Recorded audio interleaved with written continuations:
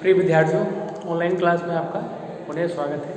ये क्लास आपके BSc first year physics की पेपर फर्स्ट मैकेनिक्स का लेक्चर नंबर 57 है। चलिए वीडियो स्टार्ट करते हैं। वीडियो स्टार्ट करने से पहले बता दूँ थोड़ा सा कि एक दो दिन शायद आपके पास वीडियो ना पहुँचो, लेकिन अब से रेगुलर वीडियो पहुँचेगी आपके पास।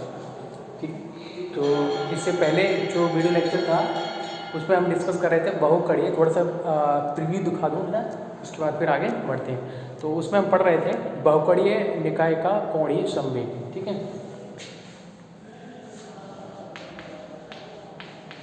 ये आपको हेडिंग डालनी नहीं क्योंकि ये आपके पास पहले से ऑलरेडी आपने नोट कर लिया है, ये प्रीवियस वीडियो लेक्चर में आपको पढ़ा दिया गया है। बहुकणीय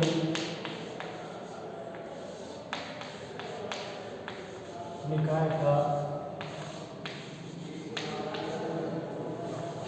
कोणीय संवेग।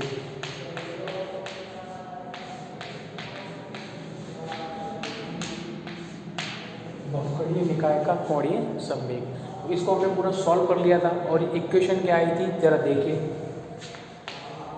जे वेक्टर बराबर JCM प्लस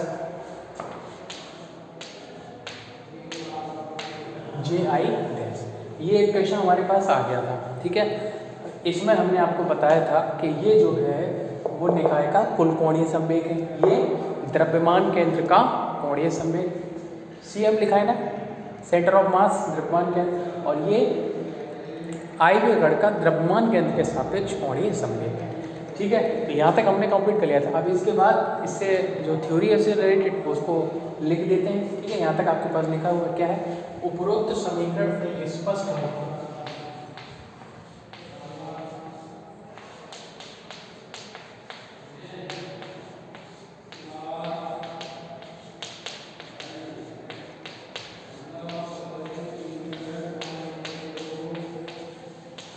उपरोक्त समीकरण से स्पष्ट है कि बहुकणीय निकाय का कुल कोणीय संवेग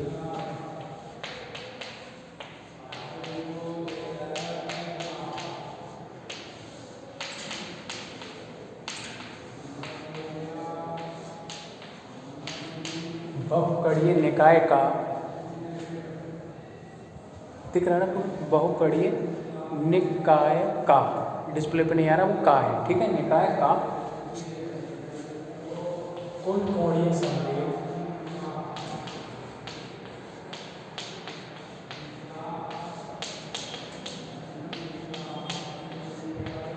कुल कोणीय संवेग J, द्रव्यमान केंद्र के कोणीय संवेग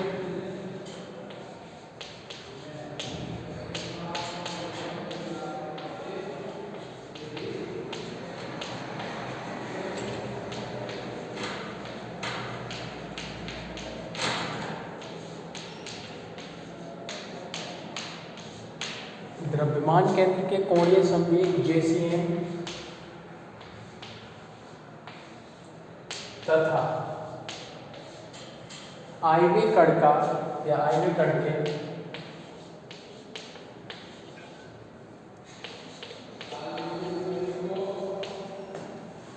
द्रव्यमान केंद्र के सापेक्ष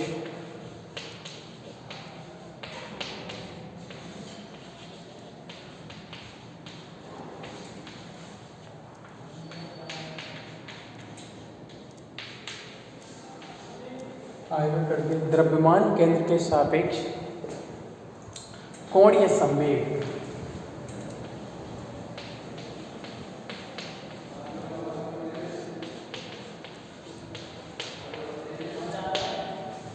J vector I, JI dash vector के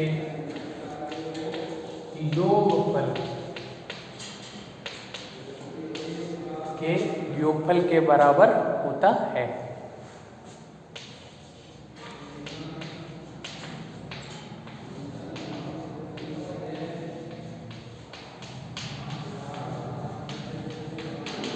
ये हो गया अब आपका कंप्लीट। प्रीवियस वीडियो लेक्चर में ये इक्वेशन केवल आपने कंप्लीट की थी, अब ये थ्योरी भी उसी में जोड़ लेंगे। ठीक है, ये हो गया कंप्लीट, इसको नोट कर लेंगे।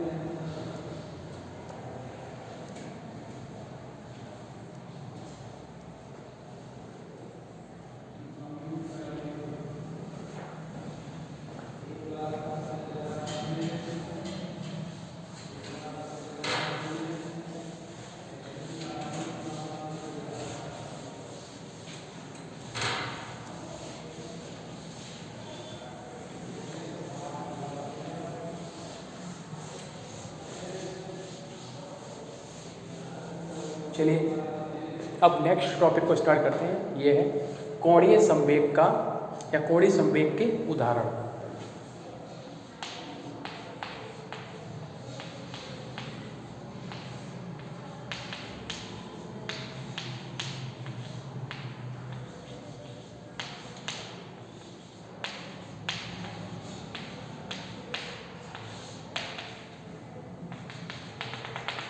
कोणीय संवेग के उदाहरण। पहला उदाहरण क्या है? घूर्णन गति का समीकरण। घूर्णन गति का समीकरण क्या होता है वो हम यहाँ पर ड्राइव करेंगे with the help of angular momentum, कोणीय संवेग। ठीक है,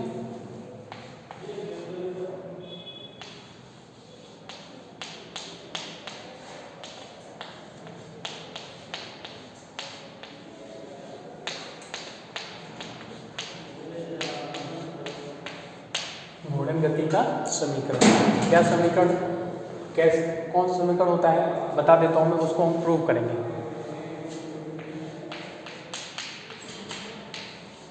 टाउ बराबर टाउ, तो बोलते हैं उसको, बराबर आई इंटू एल्फा। ये आपका बलागुण, ये आपका जड़त्वागुण, ये आपका कोणीय त्वरण अल्फा। ठीक है, ये आपको सिद्ध करना है, ये वाला इक्वेशन, और इसी को बोलते हैं घूर्णन गति का समीकरण। देखिए कैसे होगा। ये हेडिंग है, ठीक है, ये हेडिंग है, इसमें पहला जो एग्जांपल है उसके अंतर्गत ये हेडिंग है। ठीक है, घूर्णन गति का समीकरण क्या होगा, देखिए कोणीय संवेग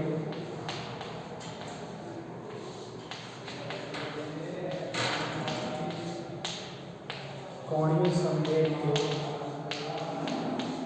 सूत्र से, कोणीय संवेग के फॉर्मूले से, एंगुलर मोमेंटम का फॉर्मूला यूज कीजिए। क्या आ जाएगा, जे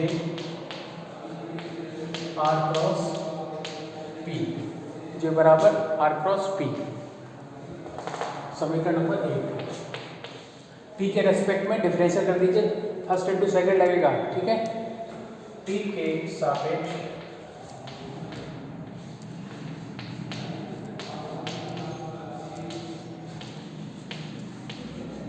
अवकलन करने पर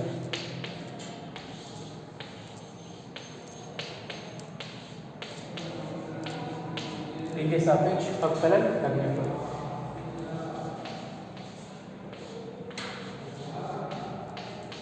dj ओवर dt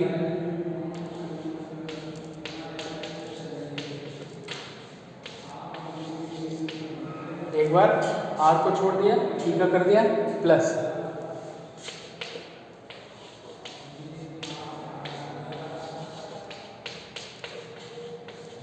कर दिया एक बार, r को छोड़ के p का डिफरेंशियल क्या है, p को लेफ्ट करके r का डिफरेंशियल कर दिया। ठीक, ये आ गया।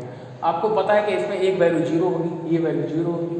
ठीक है, चाहो तो एक बार मैं फिर से बता दे रहा हूँ कैसे होगी, देखिए क्यों, उसको समीकरण डालो 2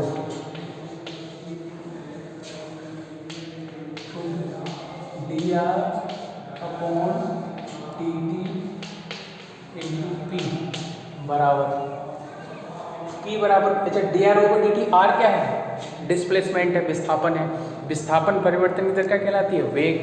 तो dr ओवर dt हम कह सकते हैं v क्रॉस p। p क्या है, मोमेंटम है, संवेग है, p बराबर क्या होता है, mv।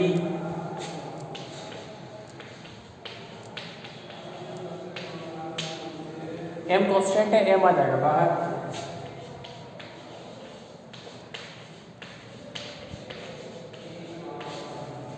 v क्रॉस p 0 होता है, पता है आपको, प्रॉपर्टी है ये। ठीक है, क्रॉस प्रोडक्ट की, तो यहाँ पर इसकी जो वैल्यू आई है इसके बराबर आई 0 के बराबर।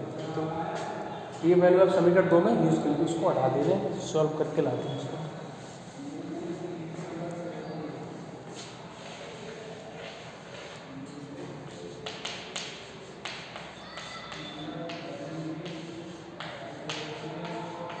समीकरण 2 से, तो dj upon dt, dj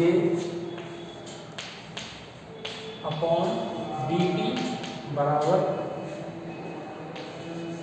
r cross dp upon dt plus 0। Second वाला जो पार्ट है वो हो गया आपका 0। ठीक है, ये जो बचा हुआ dp/dt ये क्या होता है? dp/dt क्या बोलते हैं? ये आपका फोर्स होता है। dj/dt r cross m। आप जानते हैं संवेग परिवर्तन की दर न्यूटन का second law of motion, Newton की गति का दूसरा नियम। dp/dt बराबर क्या होता है? फोर्स। ठीक है, ये आ गया। अब आपको पता है बलागुण के सूत्र से,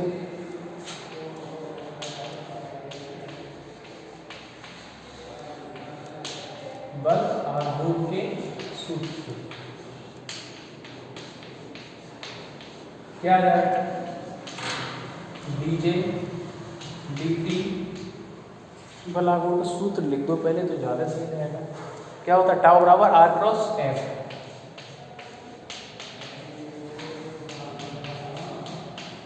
टाउ बराबर r क्रॉस f, इसको हम रख देंगे तो dj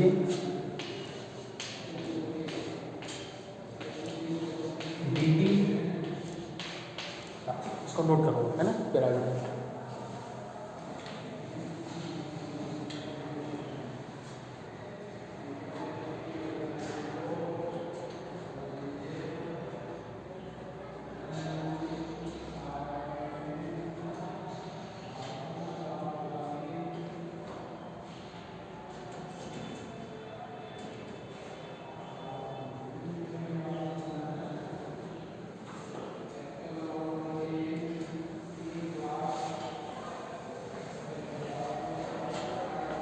चलिए देखिए इसको हटा देते हैं।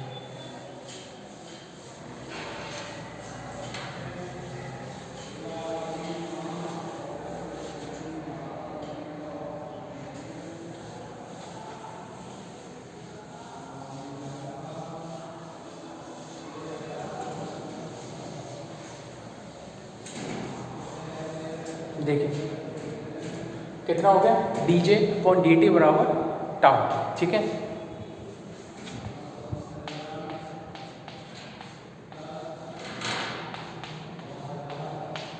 ये आ गया।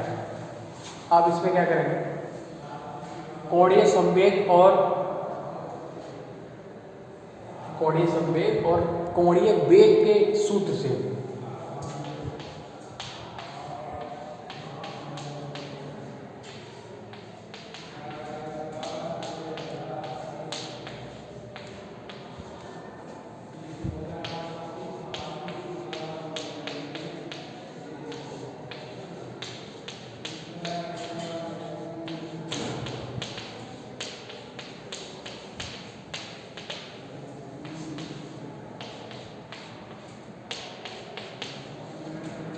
J बराबर I ओमेगा, ऐसे।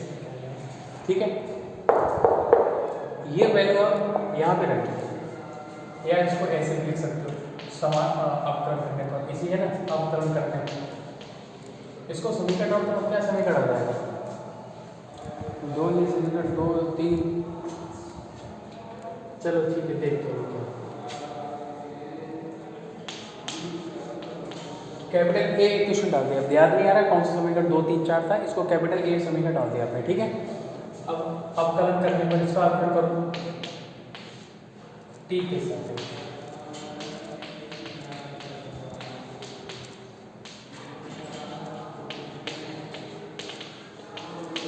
क्या जाएगा? dj/dt। I does not depend T, I जो है टी पर डिपेंड नहीं करता। ठीक है, आई बराबर होता है mr²। यहाँ पर आई इधर आ जाएगा, ये आ जाएगा d/dt। ओमेगा जो होता है वो कोणीय वेग होता है। जिस प्रकार वेग परिवर्तन की दर क्या कहलाती है? त्वरण, अल्फा त्वरण कहलाती है। इसी प्रकार कोणीय वेग परिवर्तन की दर भी क्या कहलाएगी? कोणीय वेग परिवर्तन की दर कहलाएगी आपकी कोणीय त्वरण, और कोणीय त्वरण को अल्फा से प्रदर्शित किया जाता है। तो dj/dt बराबर आई और ये हो जाएगा अल्फा, जहां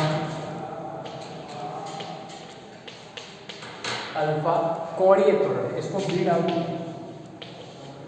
जहां अल्फा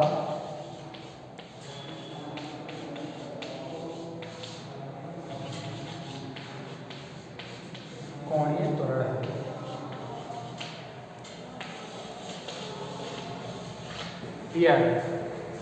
ए और बी समीकरण ए और बी को क्या करते हैं बराबर कर दीजिए।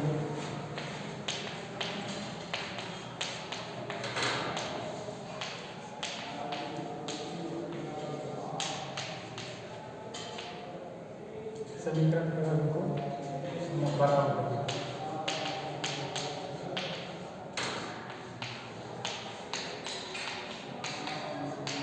जब बराबर कर देंगे तो क्या आ जाएगा, टाउ बराबर आई अल्फा।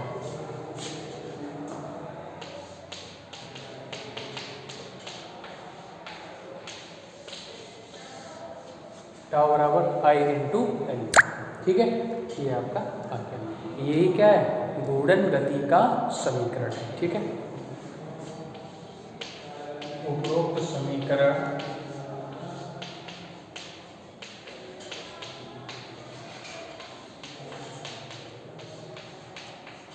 घूर्णन गति का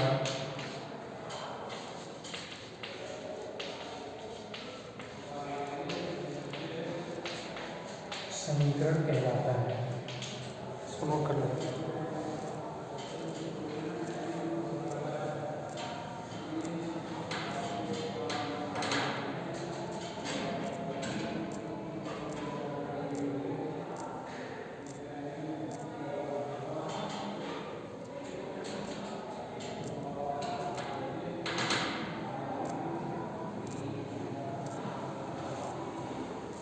ठीक है, ये आपका पहला एग्जाम्पल कंप्लीट हो गया। ठीक है, सेकंड एग्जाम्पल देखते हैं क्या है।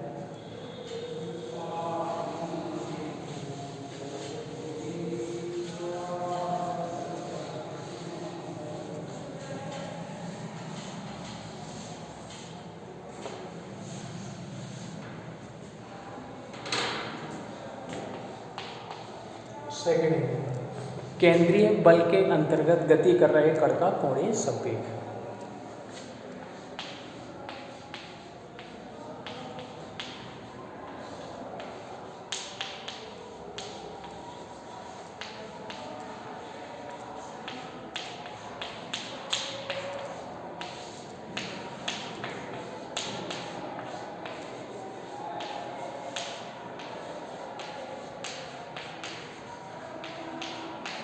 केंद्रीय बल के अंतर्गत गति कर रहे कण का कोणीय संवेग।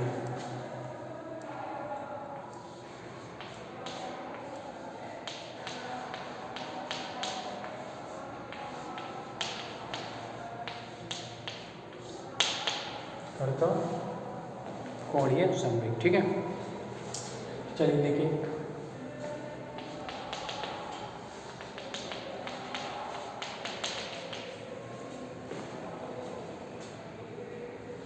कोणीय संवेग के सूत्र से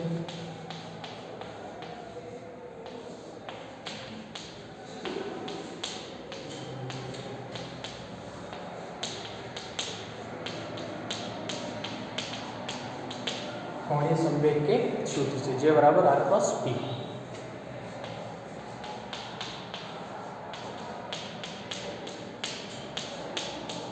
समीकरण नंबर 1। इसकी भी पूरी प्रोसेस सेम वैसी है जैसे अभी हमने इसे पहले जो की थी घूर्णन गति के समीकरण के लिए। ज़्यादा डिफरेंस नहीं, थोड़ा बहुत डिफरेंस है, उसको हम देखते हैं। ठीक है, करेंगे उसको।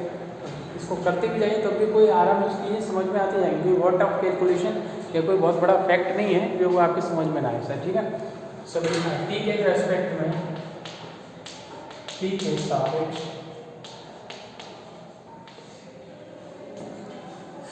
अवकलन करते हैं।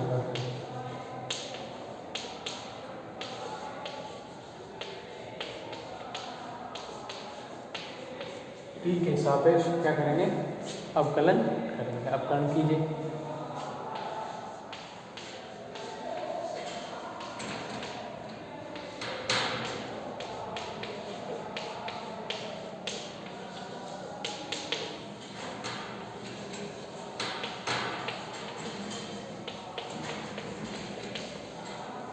D R over D T cross P.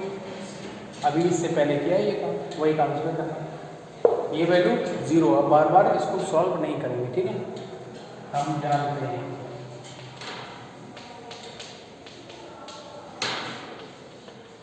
We know that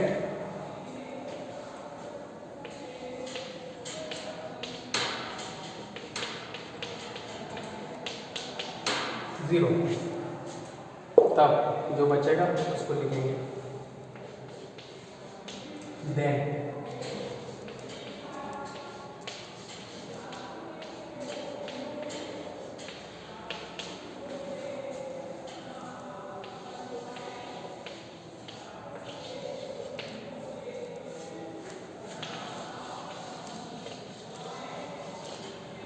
dp/dt f की सेक्शन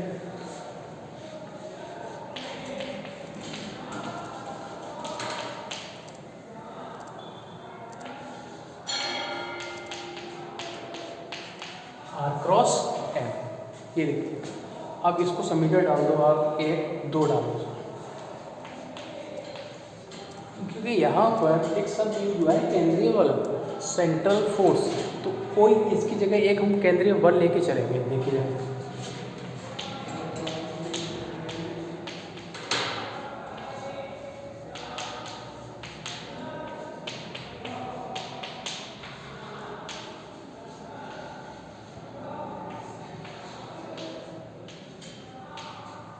ये एक हमने केंद्रीय बल का फॉर्मूला लिया है जिसको गुरुत्वाकर्षण बल भी बोलते हैं।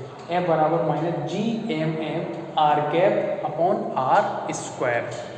आर कैप एकांक सदिश है, ठीक है, आर स्क्वायर, और जी कैपिटल एम बड़े ग्रह का द्रव्यमान, बड़े पिंड का द्रव्यमान, स्मॉल एम छोटे पिंड का द्रव्यमान। अब क्योंकि आप ये जानते हो क्योंकि आर कैप बराबर क्या होता है, ये आप जानते होंगे, एकांक सदिश का फॉर्मूला होता है वेक्टर और उसका परिमाण अपॉन में, ठीक है। इसको आप जो मॉड वेक्टर लिखा है इसको आप केवल आर लिख सकते हो, ये लिख सकते हो।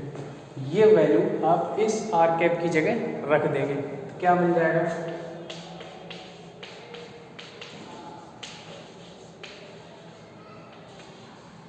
आर वेक्टर अपॉन ये आर वेक्टर, तो ये आ गया, और ये आर स्क्वायर पहले से था, एक आर और है तो आर क्यूब हो जाएगा। ये वैल्यू समीकरण 2 में रखेंगे, इसको नोट करो।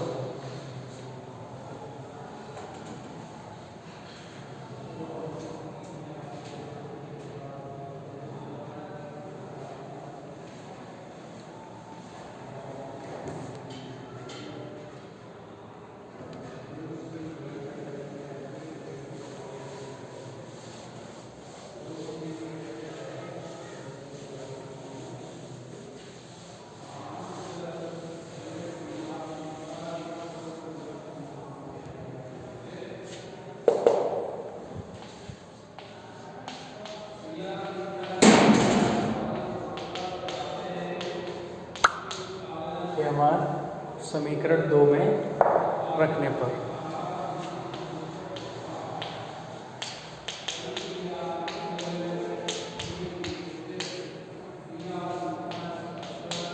समीकरण 2 में रखने पर रख दीजिए, क्या आ जाएगा, dj/dt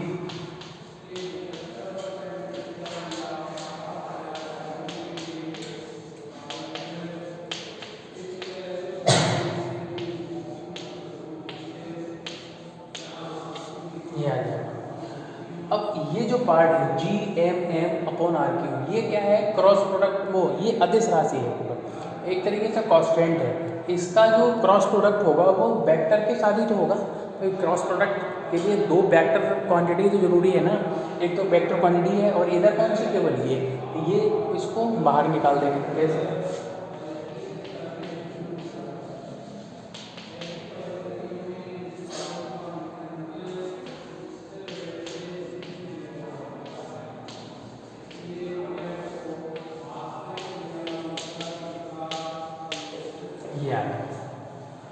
ये जो वैल्यू है ये हमने कांस्टेंट मान के इनको बाहर निकालना, केवल ये और ये उसको यहाँ। अब आपको पता है कि r×r क्या होगा, 0 होगा, ठीक है, इसको हम 0 कर देंगे और इधर लिख देंगे इसको।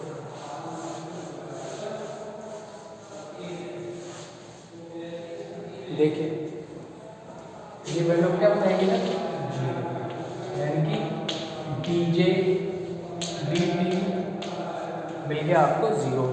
dj बराबर 0, समाकलन करेंगे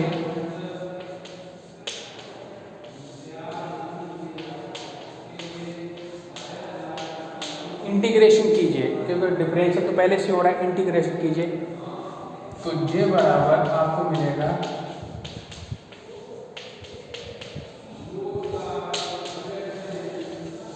नियतांक, मतलब केंद्रीय बल के अंतर्गत गति कर रहे कण का जो कोणीय संवेग होता है वो नियत होता है। तो नोट कर लो।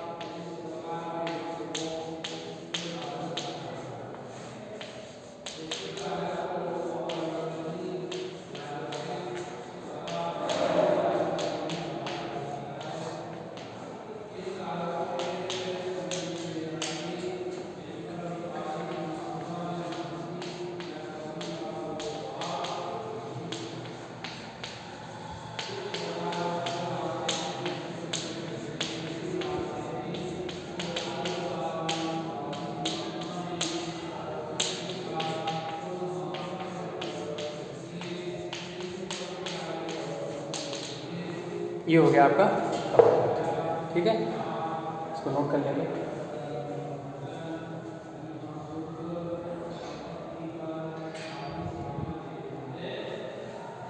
अब इसके बाद जो है वो नेक्स्ट वीडियो लेक्चर में इसको स्टडी करेंगे, ठीक है। ये हो गया आपका कोणीय संवेग के उदाहरण, ये आपके कंप्लीट हो गए, ठीक है।